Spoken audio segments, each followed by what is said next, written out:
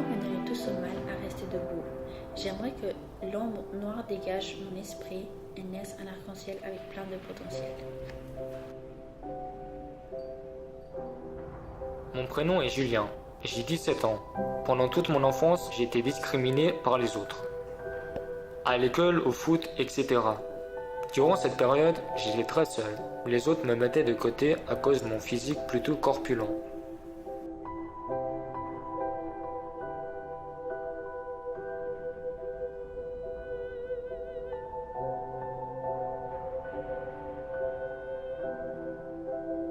À force de recevoir des insultes gratuites, je me suis créé un monde à part. J'ai fait une dépression et j'ai perdu du poids, car je ne mangeais plus.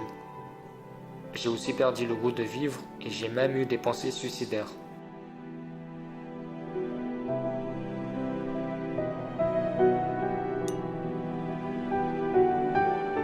À ce moment-là, ma famille a ressenti ma détresse, m'a soutenu et m'a conseillé d'aller voir un psychologue. J'ai donc pu m'en sortir et il m'a parlé de ce forum de discussion où on peut partager ce qu'on ressent. Je souhaiterais aussi pouvoir me rendre utile. Donc si vous avez besoin d'en parler, n'hésitez pas à me contacter.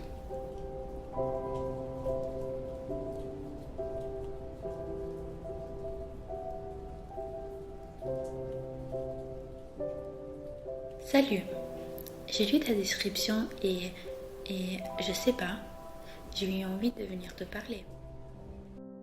Salut, il n'y a aucun problème. Tu as bien fait. Essayons de commencer par faire connaissance. Pourquoi pas?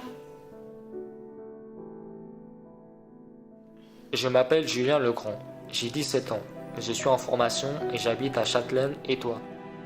Moi je m'appelle Sophie Joquet, j'ai 16 ans et j'ai emménagé dans le quartier de Paquis.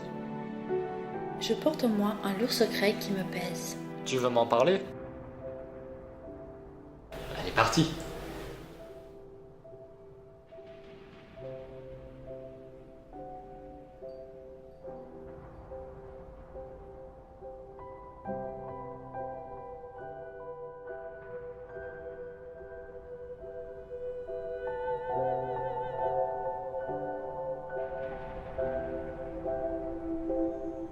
Coucou, je suis désolé si hier j'ai été brusqué avec ma question. Je ne voulais pas, mais sache que je suis là si tu as besoin d'en parler. Je viens de déménager sur Genève, loin de ma ville d'origine, où j'ai grandi. Ici, j'ai eu de la peine à m'intégrer. Les autres m'insultaient de salope, pute et j'en passe. Les filles disent que je mérite toutes ces insultes gratuites, soi-disant parce que ma façon de m'habiller serait trop osée. Les garçons, eux, sont gentils au départ. Puis, ils tentent de m'embrasser et lorsque je les repousse, ils se mettent à m'insulter à leur tour. Est-ce que ton lourd secret est cette discrimination que tu subis de la part des autres ou y a-t-il autre chose? En fait, non. Il y a autre chose. Les garçons dont j'ai parlé m'ont violée il y a 2 mois. Et la semaine dernière, j'ai dû avorter car je suis tombée enceinte. Je suis désolé. En as-tu parlé à quelqu'un? À ta famille par exemple? Non, je n'ose pas. Et surtout pas à ma famille. Ils ne le supporteraient pas. Tu es pour l'instant le seul à qui j'ai osé en parler. Il faut que tu en parles. Et surtout, il faut que tu ailles déposer plainte. Si tu veux, je peux t'accompagner. Non, j'en ai pas la force. En ce moment, je n'ai qu'une envie, c'est de disparaître. As-tu eu des pensées suicidaires? J'en ai tout le temps en ce moment.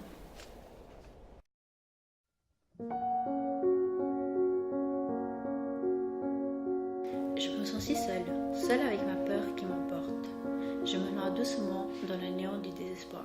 Ma solitude me pèse tant que je ne sais point pourquoi je vis encore. L'angoisse que je tiens en moi transperce ma pensée. La colère que j'éprouve, la haine que je transmets, va et vient, mais reste toujours quelque part en moi.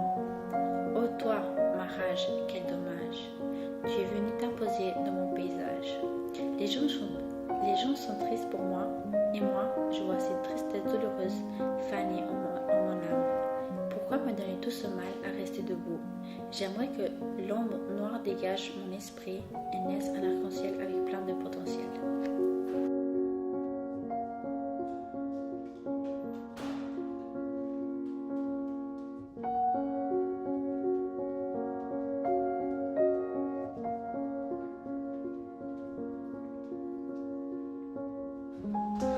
Sophie, la porte est ouverte, je rentre.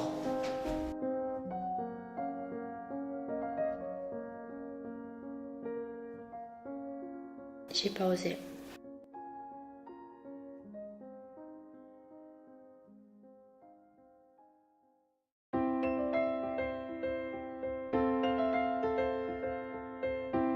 Un être positif est un être joyeux. Pour être positif, il faut introduire l'espoir dans toutes les formes et les moments de sa vie, c'est mettre dans sa vie.